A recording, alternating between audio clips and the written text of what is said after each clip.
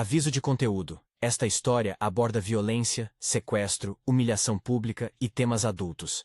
Recomenda-se discrição. Ninguém que passou por Fangdao saía intacto. Chu Mian aprendeu isso nos ossos.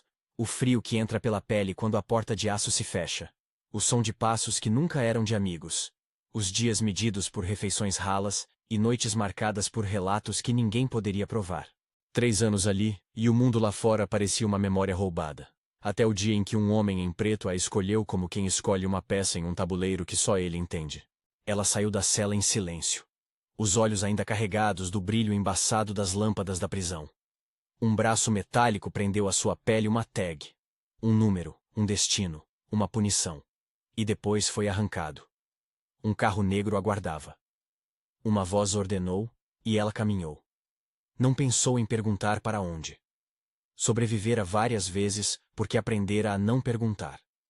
Aprendera, acima de tudo, a aceitar os termos.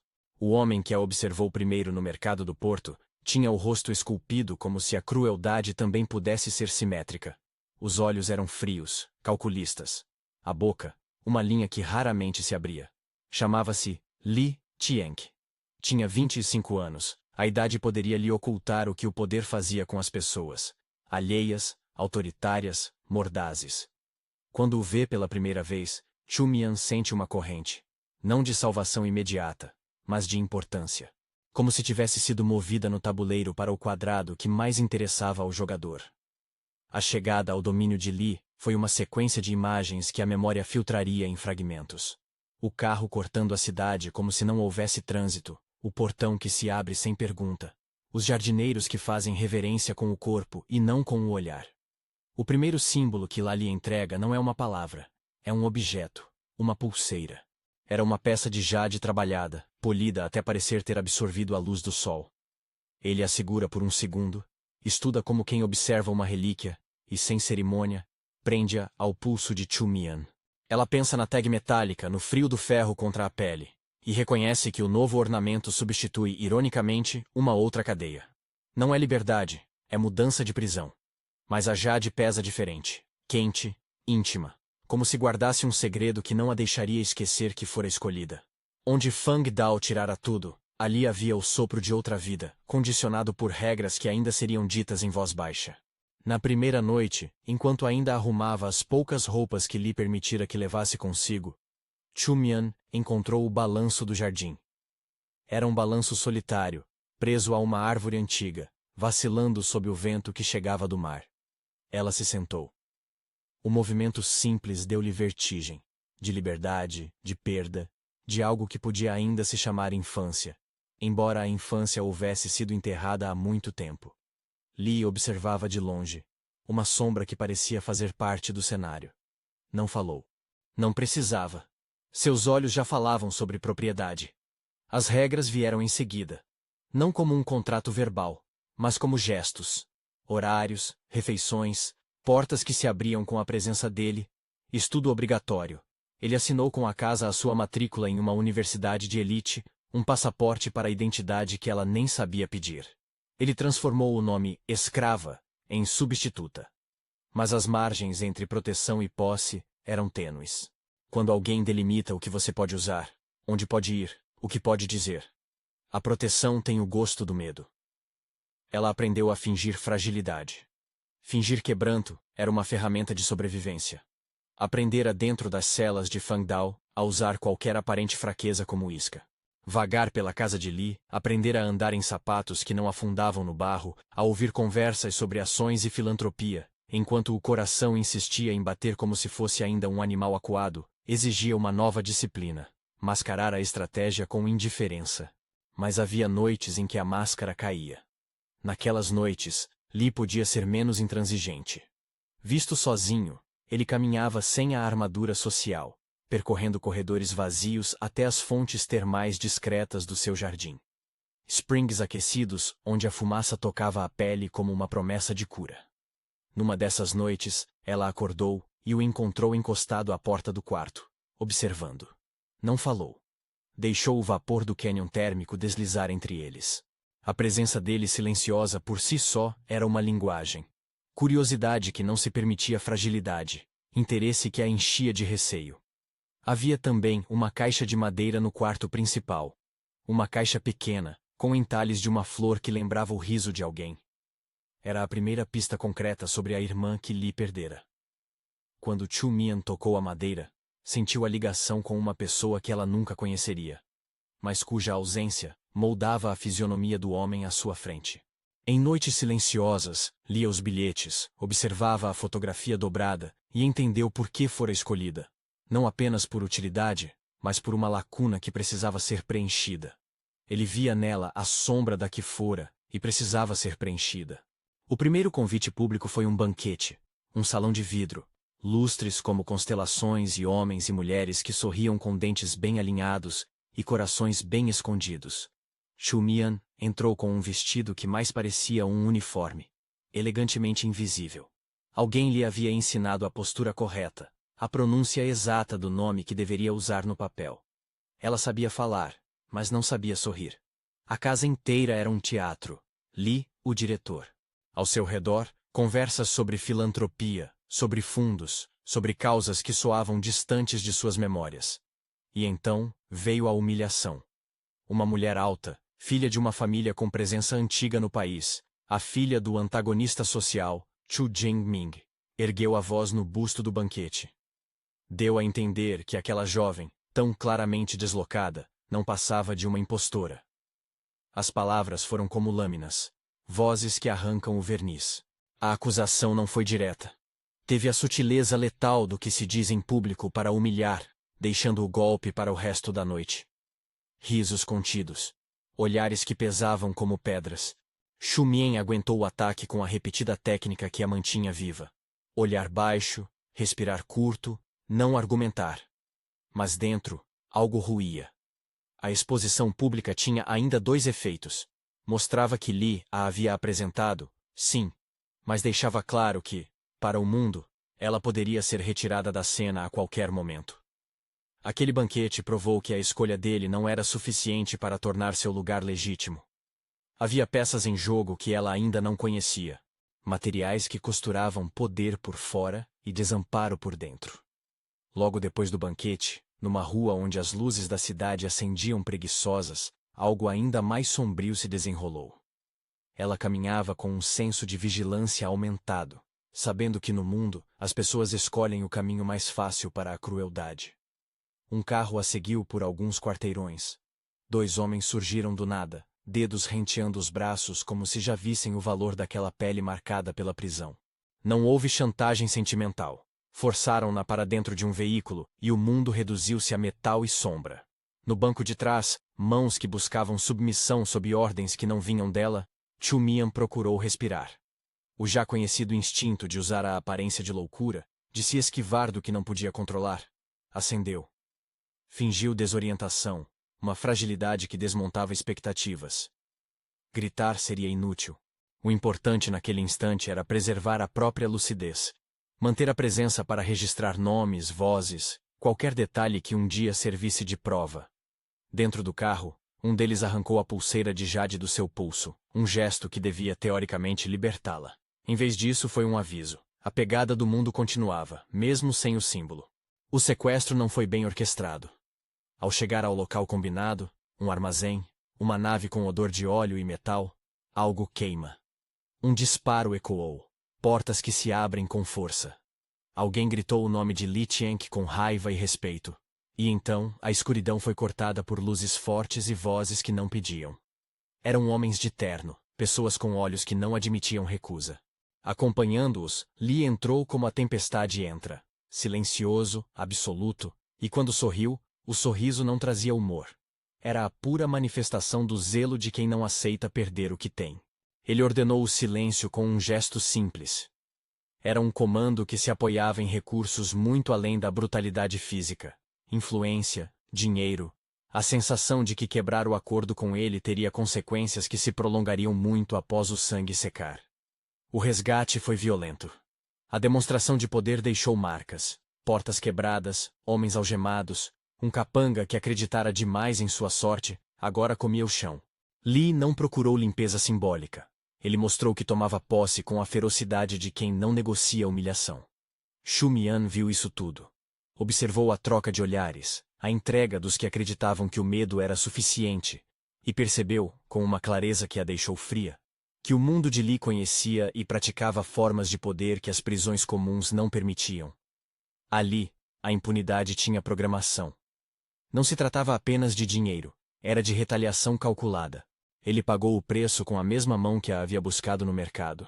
E quando a devolveu, não houve um pedido de desculpas, apenas uma expressão que misturava reprovação e curiosidade. No carro de volta ao domínio, ele não falou. À noite, na sala de vidro onde antes o balanço do jardim se perfilava como refúgio, perguntou o motivo pelo qual ela fingira fraqueza. A pergunta não foi curiosa, foi um teste. Xu Mian ponderou dizer a verdade. Que fingira para sobreviver. Mas as palavras soariam como confissão de fraqueza. Assim, usou a outra ferramenta que aprendera, a ambiguidade estratégica. Mentiu com a frieza de quem mente para protegê-la. Ele não a puniria. Ele não a premia de modo atencioso. Em vez disso, propôs um acordo implícito pela primeira vez. Proteção em troca de algo indefinido. Não houve contrato assinado, não houve cláusula. O que ele ofereceu foi lugar, nome, estudo, um pulso que se afirmava como a linha de referência. O preço? Submissão vaga. Ser o que ele precisava que fosse. Substituta, companhia, numa palavra que ele preferia não pronunciar alto. Amante. A palavra pairou sem som e logo foi sustentada por ações mais do que por declarações. Ele a instalou no seu mundo, e ao mesmo tempo deixou claro que poderia retirá-la. Xu Mian, entretanto, não era mais a jovem sem moeda social que chegara em Fangdao. Ela havia aprendido que cada escolha tinha custo, e que o dinheiro de uma vida podia comprar documentos, rostos novos, um lugar em uma universidade que abriria portas, e talvez, a chance de forjar uma identidade legítima. Aceitar a proposta de Li era, naquele momento, a jugular entre sobreviver e desaparecer. Ela optou pela sobrevivência que oferecia vias possíveis de autonomia no futuro. A primeira noite após o resgate foi estranha. Li observava os limites do quarto como se ainda não tivesse decidido que espaço aquele era. O olho dele encontrou o balanço do jardim pela janela, e por um instante, deu a impressão de que o homem atrás da máscara de ferro era apenas um corpo cansado carregando lembranças. No silêncio, aproximou-se e disse algo que, embora curto, entrou na pele. Você é minha escolha. Era uma declaração de posse. Era também, estranhamente, uma confissão. Porque nas horas que se seguiram, quando a cidade acalmou e a luz do luar ficou preguiçosa sobre a superfície do lago do jardim, Li retornou com uma ação que escolhera como último gesto para marcar o pacto. Recolocou a pulseira de jade no pulso dela. A joia, agora, não era mero adorno. Quando a fechou, suas mãos tocaram a dela por um segundo que durou o tempo de uma décima de segundo, mas deixou a marca de calor que não era simples controle. A partir dali, a vida de Xu Mian passou a se mover em dois ritmos. Os dias, onde ela treinava uma face aceitável pelo mundo, e as noites, onde o vigor do desejo, a memória de perda de Li e a sua presença tornavam o ar denso. Havia algo nos momentos noturnos, mais quentes, mais próximos, que não se encaixava em rotinas. Eram como pequenas tempestades que limpavam o ar, onde a frieza dele cedia a uma intimidade que não admitia julgar, apenas sentir. Eram essas noites também que o público, ainda não aviso das tensões, chamaria de noites quentes. Mas isso vinha depois. Por ora, eram apenas instantes onde o homem se mostrava menos que CEO e mais que humano, onde a dor de uma perda se misturava com cuidado mal articulado. Mas o mundo lá fora cobraria o preço logo em seguida. A acusação de impostura no banquete não fora um ato isolado, fora o primeiro ato de uma peça maior. A família Xu, que carregava antigas dívidas de honra e rancores, não toleraria a ousadia de uma substituição. Eles moveram peças como quem sabe que certa humilhação pública abre brechas para campanhas de mídia, para investigações forjadas, para a perda de credibilidade. O sequestro, por sua vez, não fora apenas violência, fora parte de um jogo maior. E Li, ao mostrar que poderia arrancá-la novamente do perigo, mostrara também o quanto dele havia investido para mantê-la viva. Dentro daquele primeiro mês, Xu Mian começou a desvendar a teia que a cercava. Mr. Ling, A figura que negociara sua saída de Fang Dao por aparente lealdade a Li, tinha ligações que cheiravam a ferro e políticas debaixo da mesa. Mangu e Mongshu, os homens do guarda-costas, eram presenças constantes, silenciosas e atentos como cães de caça. A família Fang, por sua vez, Nanny Fang sobretudo, aparecia como um lenço nos bolsos do tempo, protetora em retalhos, amiga que pagara preço com o próprio corpo por lealdade ao ritmo de Li. E ainda assim, no centro da estratégia, havia um acordo tácito. Chu Mian viveria como ele determinasse, mas com margem para o seu projeto maior, a educação. Li insistira na universidade. Ela foi matriculada, recebeu um nome oficial, um endereço, documentos que a colocavam onde ele queria que ela ficasse. Visível o suficiente para ser apresentada, discreta o suficiente para ser protegida. Chu Mian estudava economia e direito às costas do que se passava no salão de vidro. A cada lição, aprendeu a montar peças que um dia poderiam servir para arrancar poder das mãos que a mantinham em uma coleira dourada. Uma noite, enquanto estudava num dos salões menores da casa, encontrou uma folha dobrada entre os livros da irmã desaparecida. Era uma canção infantil, uma letra que descrevia um balanço ao vento e uma promessa de casa segura. A letra não era só música, era testemunho. Quando a leu, algo apertou no peito de Li. Ele entrou devagar, e entre palavras curtas confessou que a irmã morrera quando o mundo ainda não aprendera a dar margem à dor. Por um momento raro, a vulnerabilidade ocupou o rosto dele. Não era pedido de perdão, nem tentativa de manipulação. Era reconhecimento de que havia ali algo quebrado que precisava de remendos. Chu Mian entendeu então que havia diferenças entre os homens que comandam com autoridade e aquele que se escondia atrás do comando. Ele poderia ser implacável, sim, mas também era alguém que mantinha um definhamento interno que ancorava suas escolhas. Isso não o absolvia, e ela não o perdoaria de imediato. Mas a verdade fez com que seu papel deixasse de ser apenas o de peça num jogo. Passou a ser brecha para que ela construísse uma estratégia própria. Quando a imprensa especulou sobre seu passado, quando jornais insinuaram que o relacionamento era fantasia, quando a família Chu enviou olhares e mensagens veladas através de terceiros, Li respondeu com atos, e não com palavras. Fez cortes tremendos no orçamento de um fundo controlado pela família antagonista. Expôs contratos obscuros, forçando nomes a aparecerem nas colunas que antes se curvavam a eles. Não que tivesse interesse direto no bem público, mas um homem que usava sua influência para proteger o que considerava seu, também sabia empregar a repercussão como arma. Apesar desses gestos, a tensão pública não cessou. A humilhação do banquete ecoou nos corredores de sua vida, e transformou-se em uma onda de pequenas agressões, notas anônimas, fotografias comprometedoras forjadas, uma campanha para desacreditá-la na universidade. Cada ataque, porém, ampliava a obstinação de Chu Mian em não ser vítima perpétua. Ela começou a aprender a responder não com ódio, mas com precisão, recolhendo provas, arquivando mensagens, rastreando conexões. Transformou trauma em ação. A cada pequena vitória, sentia-se menos estatística e mais agente. E o que Li queria, no fundo, era que ela fosse exatamente isso. Alguém que examinasse as peças do tabuleiro e jogasse. Talvez porque, no fundo, a mulher que substituíra tinha sido assim. Talvez porque ele via nela uma oportunidade de reconstrução não só para si, mas para alguém que poderia vir a ser aliada. Ou talvez porque o poder de se apropriar de uma pessoa espalhava efeitos colaterais no juízo interno do próprio homem, forçando-o a confrontar o que sua possessão fazia com o humano. Houve uma noite, uma das primeiras verdadeiramente íntimas entre os dois, em que a aproximação não foi sobre ordens ou táticas, mas sobre verdade crua. Eles estiveram na borda da fonte termal do jardim. A água evaporava como se tentasse apagar memórias. As luzes baixas devolviam a imagem deles com contornos suaves. A paisagem sombria transformava-se em um palco onde nada sobrava além da presença. Ali, sem promessas, sem contratos, Li deixou que a respiração fosse o que ditava a proximidade. Não houve sexo como ato de domínio. Houve uma partilha de calor. Um respeito silencioso pelo corpo do outro como algo que poderia, talvez, dar sentido ao que ambos perderam. Chu Mian não se entregou por devoção. Entregou-se, em medidas que queria controlar, por cálculo e por curiosidade. Cada gesto era medido. Era importante entender até onde a intimidade poderia ser ferramenta e onde se transformaria em vínculo genuíno.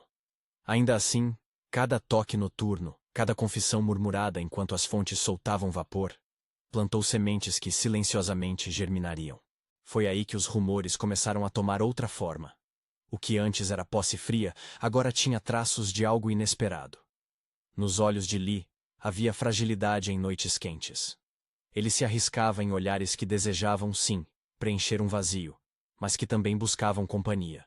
Era uma mudança sutil, não redenção total, nem abandono do controle, mas uma transformação que faria o mundo observar com mais interesse.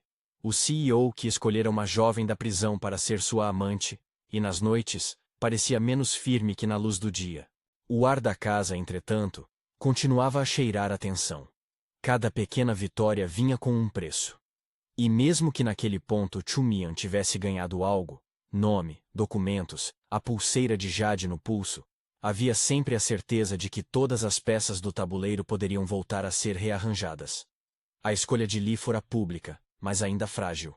O desafio seria manter-se inteira quando as sombras da família Shu e de outros interesses começassem a apertar. E foi quando menos esperava que o próximo golpe veio. Uma mensagem anônima chegou ao seu quarto, com uma fotografia mal retocada e uma legenda que sugeria que sua história vinha com buracos.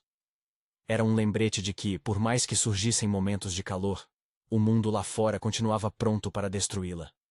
Ela dobrou a fotografia com dedos que, por um instante, tremeram.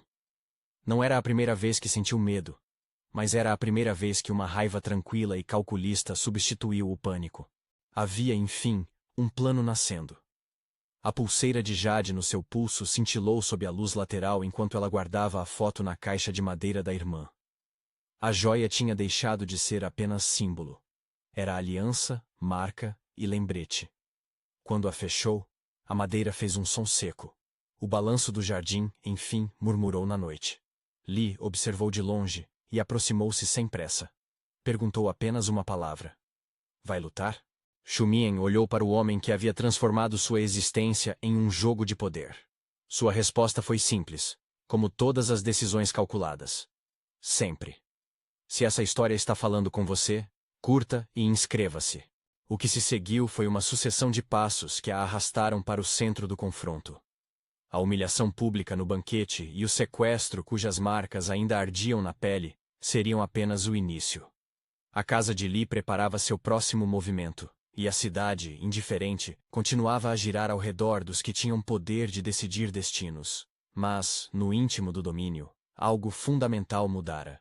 A escolha que a tirara da prisão vira pouco a pouco em parceria tensa. Chumian não era mais apenas uma peça. Tinha aprendido a ver o tabuleiro.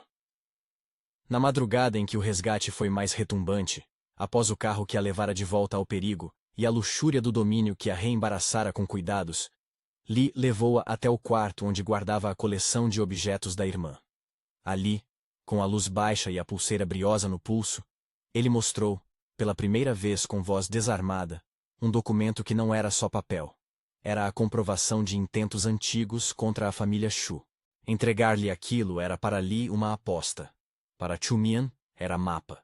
Eles ficaram ali, lado a lado, duas pessoas moldadas por perdas diferentes.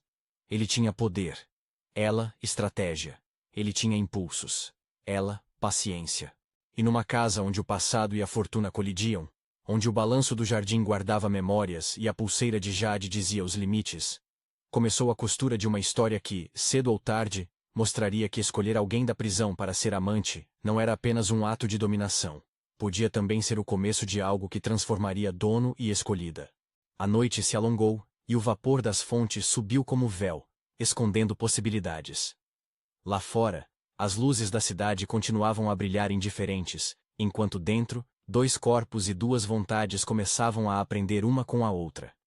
O jogo não havia acabado. Ainda havia muitos movimentos por vir. Exposições maiores, sequestros mais ousados, barganhas que testariam a própria alma de Chumian.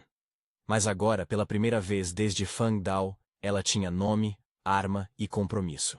E isso, naquela madrugada quente, bastou para que o mundo, e Li Tianque, começassem a mudar de tom. As semanas que se seguiram foram um entrelaçar de rotinas e emboscadas. A casa de Lee funcionava como ilha e fortaleza ao mesmo tempo. Salões que guardavam segredos, corredores que testemunhavam chegadas sem rosto e quartos onde o silêncio precisava ser aprendido como disciplina. Shu Mian se movia por ali com uma cuidadosa coreografia. Estudar, obedecer, observar. Entre a biblioteca e as aulas na universidade, ela aprendeu a traduzir gestos sociais em armas e a transformar rumores em provas. Cada papel que dobrava com cuidado, cada mensagem que salvava em um arquivo secreto, era um tijolo na casa que ela começava a construir para si mesma. Fan Shenjun apareceu como sombra amiga num momento em que se tornava necessário ter um aliado fora do círculo de aço de Lee. Foi apresentado como conhecido de família, parceiro de alguns negócios, um jovem com um sorriso fácil e olhos que sempre pareciam calcular. Ele se ofereceu a ajudar em pequenos passos, tirar cópias discretas de documentos, investigar contas bancárias, observar os movimentos da família Chu em eventos públicos. Não era amor declarado, era interesse que se apresentou com a forma de assistência. Chu Mian aceitou, não por confiança ingênua, mas porque entendia que, mesmo amarrada por acordos tácitos, precisava de outras mãos para manejar a rede que se enredava em torno dela. Os ataques proliferaram em formas previsíveis e baixas, mensagens anônimas, postagens anônimas em fórum, fotos adulteradas em redes sociais. Depois ficaram mais ousados. Num evento acadêmico onde ela deveria apresentar um trabalho sobre leis de mercado, alguém deixou uma taça de chá perto do púlpito. Shu Mian, que já havia aprendido a desconfiar do quente e do frio, hesitou ao segurar a xícara. O gosto foi metálico no fundo da boca. Um calor subiu pelo peito e as pernas tremeram. Ela não caiu no palco porque a reação inicial foi imediata. Recuou, fingiu tontura e sentou-se. A ajuda veio rápida. Colegas, segurança. Mas o mal-estar não foi apenas físico. Era aviso. A família Chu escalava de palavras para tentativas de eliminação silenciosa. No hospital, o diagnóstico foi prudente. Não havia uma morte anunciada, mas havia toxicidade detectada. O exame mostrou traços de substâncias que poderiam ter sido envenenamento com intenção de causar confusão, não morte rápida. Uma mensagem cruel que dizia: eu posso te tirar a credibilidade, te fazer duvidar da tua própria sanidade.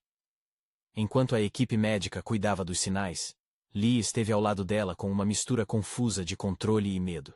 Fora dele, sua presença se traduzia em ordens que fechavam portas e silenciavam jornalistas. Dentro do quarto, as mãos, que mandavam e decidiam, tremiam quando seguravam a dela. Shu Mian lembrou-se de Fang Dao de forma tão nítida quanto das fontes termais do jardim, os cheiros, o tédio do dia, o frio arranhando a pele. Agora, deitado em uma cama de hospital, sem a pulseira de jade, que Lee insistira para que ela só tirasse em raríssimas ocasiões, pensou nas escolhas que havia feito.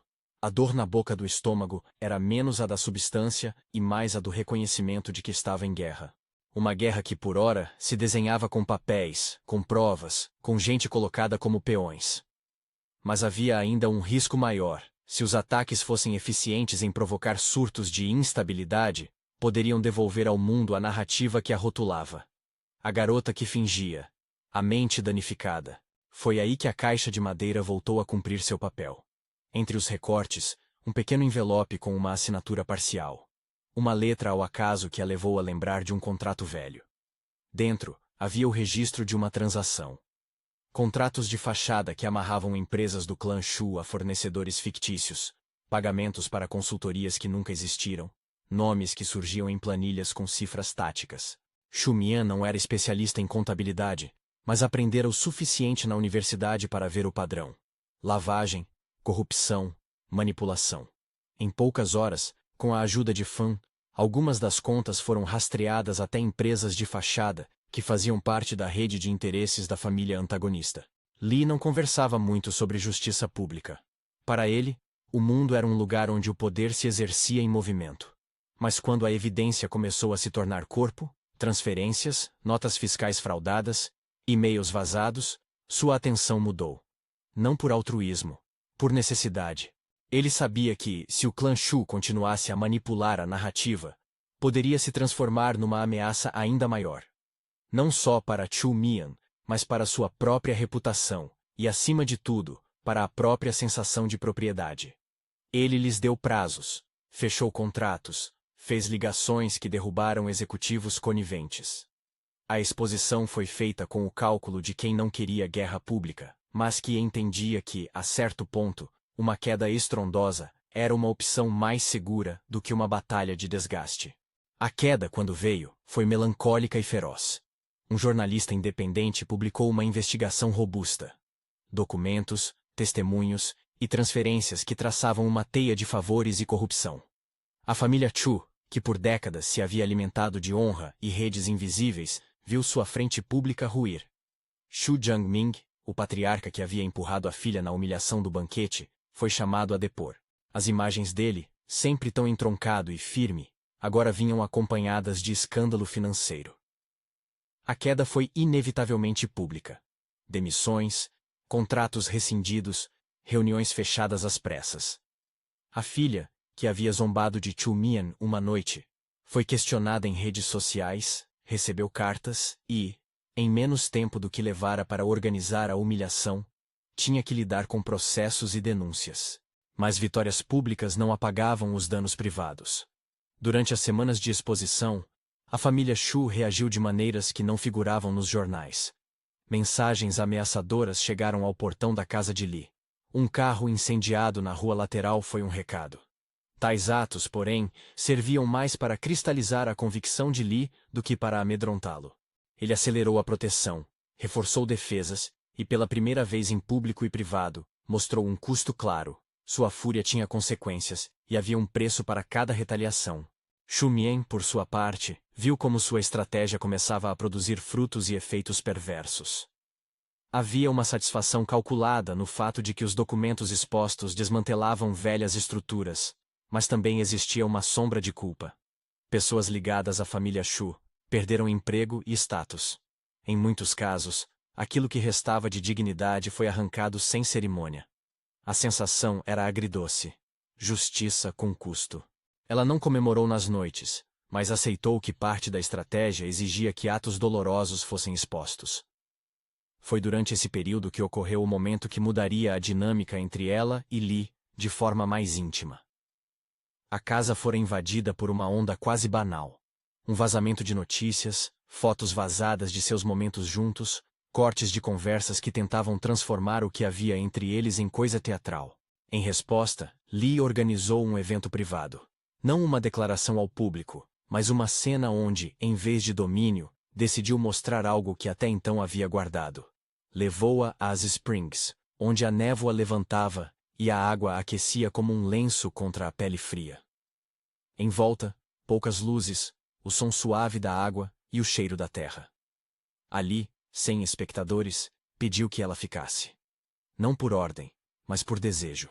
Aquele pedido trouxe a Chu Mian uma sensação inesperada. Não a de acorrentamento, mas a de ser escolhida de um modo que não apenas afirmava posse, mas reconhecia a sua presença como fundamental na vida daquele homem.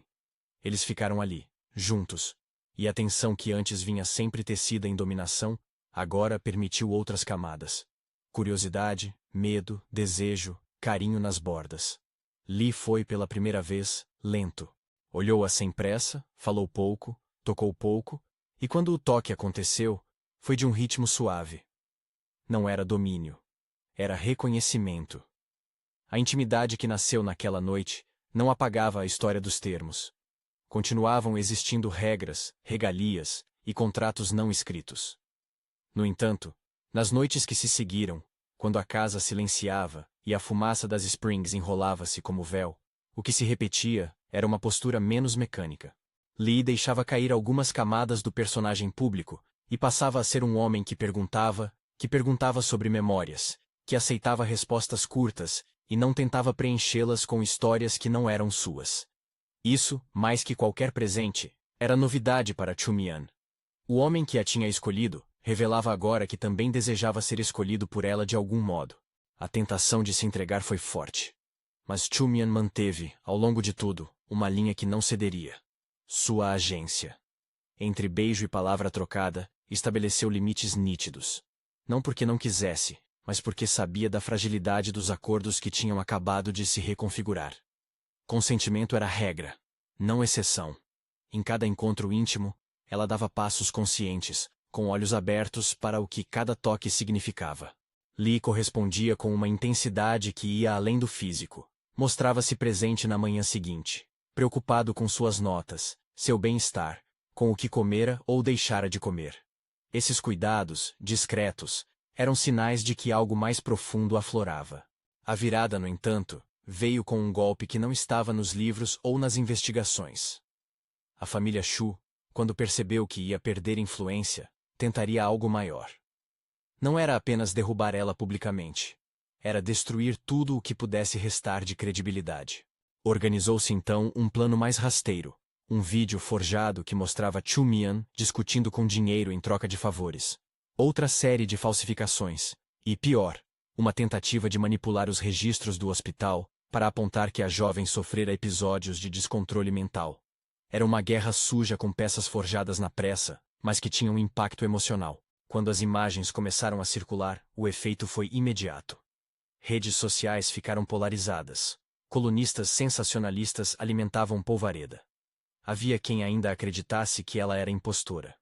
A universidade, pressionada, pediu explicações. O corpo estudantil se fragmentou em quem a apoiava e quem a condenava. O desgaste era evidente.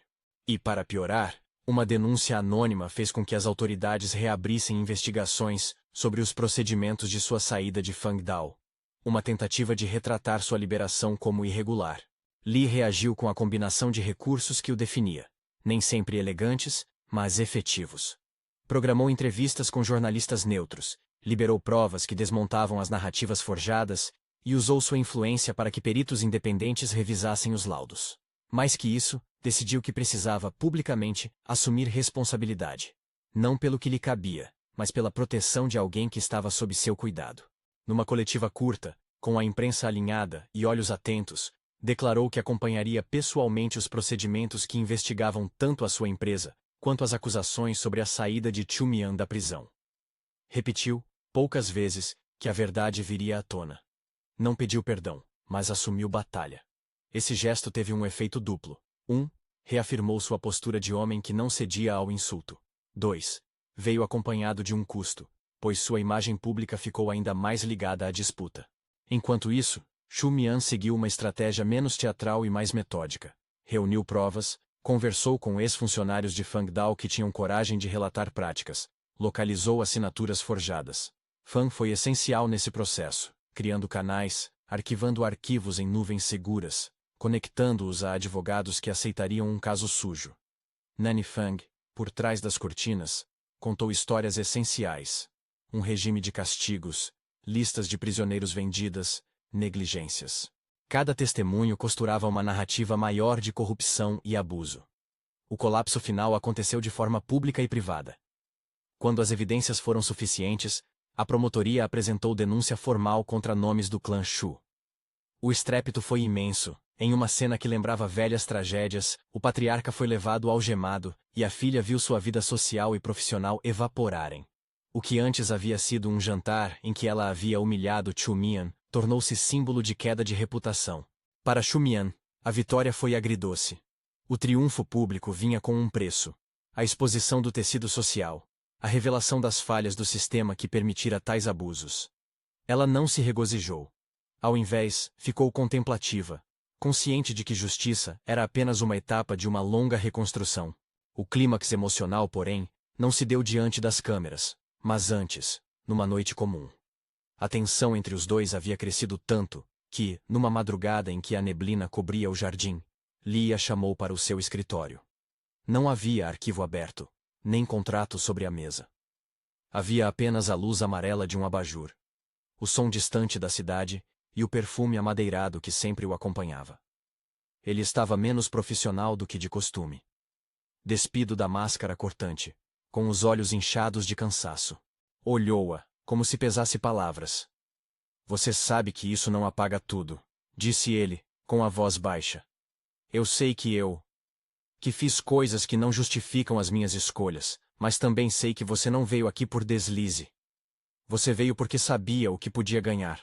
Chu Mian sentiu o peso da confissão. Não era pedido de perdão elegante, era um reconhecimento cru. Ela respondeu com frieza calculada, mas com sinceridade. Vim porque sobreviver é uma escolha. Vim porque precisei de documentos. Vim porque essa é a única forma de me tornar menos invisível. Não vim para ser salva. Lee sorriu, pequeno, sem humor. E eu não vim para salvar ninguém. Eu escolhi.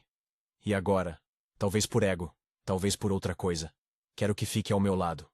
Não porque te possuo, mas porque te quero. As palavras pairaram. O que sucedeu depois foi uma das cenas mais delicadas da história deles. Não um tumulto de posse, mas uma negociação íntima. Eles falaram sobre limites, sobre o que cada um esperava. Ele, sobre lealdade e presença. Ela, sobre autonomia e oportunidades. Em vez de um contrato imposto, houve um acordo verbal. Ela permaneceria como sua companheira íntima, mas com caminhos para sua independência. Lee prometeu suportá-la nas escolhas educacionais e legais, e ela aceitou a condição de manter sua própria rede, seus próprios aliados. Naquela noite, as noites quentes mudaram de tonalidade. Já não eram apenas furtos de calor, nem uma maneira dele de preencher um vazio. Tornaram-se um espaço de troca mansa, onde ambos ofereciam não só corpo, mas também partes do próprio íntimo. O toque dele passou a incluir cuidado. Uma mão que examinava marcas antigas na coxa, um gesto para aquecer as mãos geladas. A reciprocidade se firmou. E foi ali, entre a respiração e o silêncio, que Lee confessou algo que sempre mantevera guardado. O medo de dormir e não acordar ao lado de qualquer lembrança que o substituísse. Não foi uma frase dulce. Foi uma revelação crua que, pela primeira vez, fez de Lee um homem menor diante de alguém que não era apenas peça. Atingido esse ponto, restava tratar do que seria para muitos o ato de legitimação, a concessão pública de identidade. Lee podia comprar reputações, mas não podia, sozinho, limpar o passado de Chu-Mian. O que ele pôde assegurar foi o instrumento que a tornaria oficialmente quem queria ser. Documentos, registros e a grana para que um processo de retificação de nome e vida fosse conduzido com um advogado competente. Em uma pequena cerimônia privada, ele entregou a ela um envelope com papéis oficiais. Certidões, uma certidão de nascimento retificada, um documento que declarava legalmente seu novo nome, confirmado. Mais que papéis, era a confirmação de autonomia. Uma porta que ele ajudara a abrir.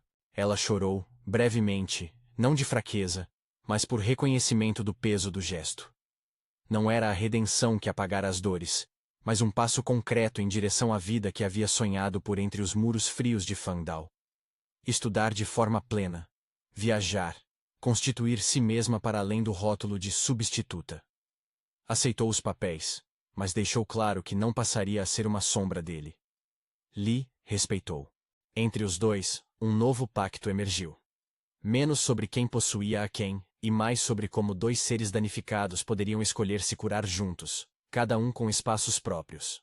O desfecho público dessa fase foi uma coletiva onde, com a família Shu enfraquecida, Lee escolheu não humilhar. Preferiu o gesto de cortar laços. Contrato rescindido, doações realocadas para projetos que visavam reabilitar vítimas de centros como Fangdao, e a criação de uma bolsa de estudos em nome da irmã que havia perdido. Gesto que, paradoxalmente, punia a família Chu, não com violência, mas com exposição e transformação de recursos. A imprensa notou, o público comentou. Para alguns, era manobra de relações públicas. Para outros, era ato de reparação. Lee não buscava perdão, mas mostrava que o poder podia, às vezes, ser redirecionado. Mesmo contudo, não houve cura instantânea, nem final tranquilo. Chu-Mian teve pesadelos, crises de ansiedade, dias em que preferia o isolamento. Em muitos momentos, o passado de Fangdao recortava as juntas do presente. Lee, por sua vez, pagou um preço. Relações frias no ambiente corporativo, pessoas que viraram as costas e parceiros que passaram a questionar sua ética. Mas também ganhou algo raro. A sensação de que pertencia a um outro laço que não se mediria apenas por vantagem. Havia um custo para esse sentimento emergente. Ambos o aceitavam em medidas diferentes. O clímax íntimo que solidificou o vínculo foi discreto e cheio de humanidade. Não foi um ato explosivo, mas uma sequência de escolhas. Ele a protegeu num episódio em que os remanescentes da família Shu tentou desacreditá-la com testemunhos falsos. Ela, por sua vez, Apareceu em tribunal como testemunha, com a voz firme e seu próprio advogado ao lado. Ao final, quando voltaram à casa, exaustos, choraram juntos. Não foi apenas choro de dor. Foi choro de alívio, por terem transformado fome e medo em algo que parecia, pela primeira vez, promissor. Naquelas noites quentes posteriores, o toque ganhou nome e sentido. Lee não mais desejava apenas preencher um vazio, desejava partilhar. Os meses que vieram foram de construção. Chumian avançou nos estudos, especializando-se não apenas por interesse acadêmico, mas porque sabia que conhecimento era defesa. Passou a frequentar salas de audiências, participou de debates acadêmicos, escreveu artigos sobre práticas abusivas em centros de reclusão. A pulseira de Jade continuava no pulso, agora mais como lembrança de que o preço de sua liberdade havia sido pago em formas complexas. O balanço do jardim, que antes era símbolo de infância roubada, transformou-se em lugar de reflexão. Ela se sentava ali e, por vezes, levava seus livros. Fun Shenjun manteve-se como ponte, um aliado que sabia manter distância íntima, mas que também, de vez em quando, a convidava para cafés, onde se discutia estratégia. Lee, por sua vez, usou de seu capital não só para proteger, mas para transformar. Criou uma fundação que financiava reformas em centros de detenção, destinando recursos para investigação e transparência. Não por caridade simples, mas porque compreendeu que havia algo a arregimentar além do controle. Um novo campo de influência que pudesse, de fato, impedir outros de sofrerem como ela. Em privado, continuava a ser exigente, mas ganhou também novos modos de escuta. Sua posse não desapareceu.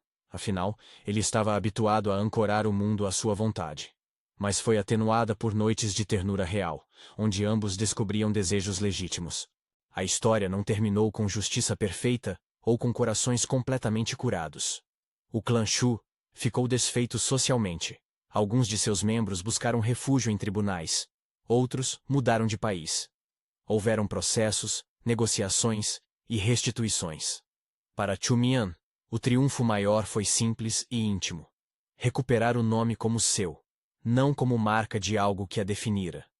Ela recebeu oficialmente o título universitário, com a família Lee sorrindo de forma contida no fundo do auditório. Quando, numa pequena cerimônia familiar, Lee segurou sua mão, não havia plateia de aplaudir. Apenas a sensação de que duas forças que se atraíam agora flertavam com algo menos destrutivo. Numa noite em que a primavera começava a desabar sobre o jardim, Lee a convidou a dançar no balanço. Não como peça, mas como casal. A lua refletia na superfície das Springs. Eles balançaram lentamente, rindo baixo, compartilhando memórias que não precisavam mais ser dissecadas em público.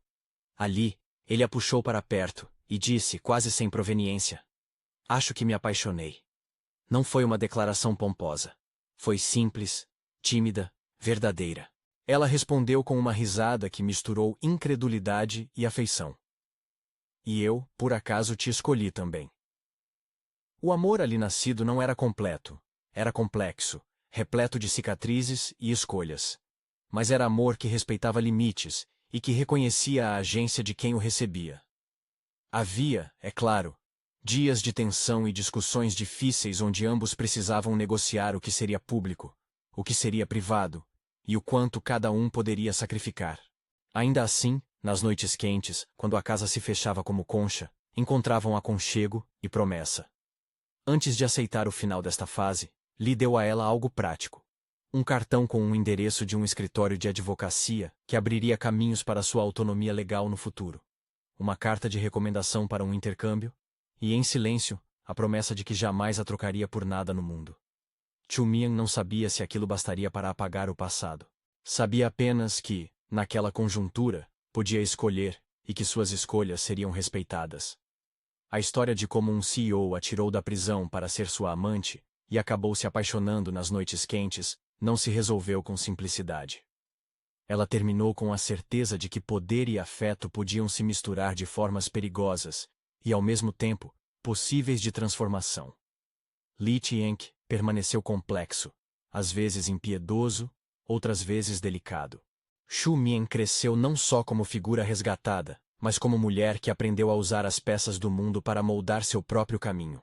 E assim, sob as luzes amenas do jardim, Com o balanço marcando o tempo e a pulseira de jade brilhando ao sol, eles se moveram não como dono e propriedade, mas como dois seres que, entre ruínas e reparos, decidiram construir um laço. Não era felicidade pura, nem uma redenção absoluta. Era começo. Havia implicações públicas para resolver, processos a concluir e feridas a cuidar. Mas havia também a promessa de que o futuro poderia ser escrito em termos menos cruéis. Comente o que você faria no lugar dela e confira a playlist com outras histórias de romances sombrios.